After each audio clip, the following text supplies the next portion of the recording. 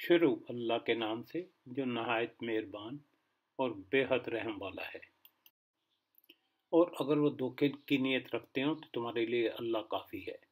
وہی تو ہے جس نے اپنی مدد سے اور مومنوں کے ذریعے سے تمہاری تائید کی اور مومنوں کے دل ایک دوسرے کے ساتھ جوڑ دیے۔ تم روئے زمین کی ساری دولت بھی خرچ کر ڈالتے تو ان لوگوں کے دل نہ جوڑ سکتے تھے، مگر وہ اللہ ہی ہے جس نے ان لوگوں کے دل جوڑ دیے۔ یقیناً وہ بڑا زبردست اور دانا ہے۔ اے نبی صلی اللہ علیہ وسلم، تمہارے لیے اور تمہاری پیروی کرنے والے اہل ایمان کے لیے تو بس اللہ ہی کافی ہے۔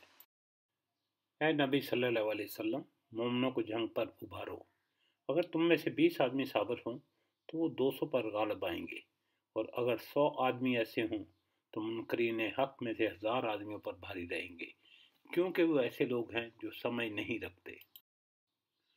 اچھا، اب اللہ نے تمہارا بوجھ ہلکا کیا اور اسے معلوم ہوا کہ ابھی تم میں کمزوری ہے، بس اگر تم میں سے 100 آدمی صابر ہوں تو وہ 200 پر، اور 1000 آدمی ایسے ہوں تو 2000 پر اللہ کے حکم سے غالب آئیں گے، اور اللہ ان لوگوں کے ساتھ ہے جو صبر کرنے والے ہیں۔ کسی نبی کے لیے یہ زیبا نہیں ہے کہ اس کے پاس قیدی ہوں، جب تک کہ وہ زمین میں دشمنوں کو اچھی طرح کچل نہ دے۔ تم لوگ دنیا کے فائدے چاہتے ہو، حالانکہ اللہ کے پیش نظر آخرت ہے، اور اللہ غالب اور حکیم ہے۔ اگر اللہ کا نوشتہ پہلے نہ لکھا جا چکا ہوتا تو جو کچھ تم لوگوں نے لیا ہے اس کی پاداش میں تم کو بڑی سزا دی جاتی۔ پس جو کچھ تم نے مال حاصل کیا ہے اسے کھاؤ کہ وہ حلال اور پاک ہے، اور اللہ سے ڈرتے رہو۔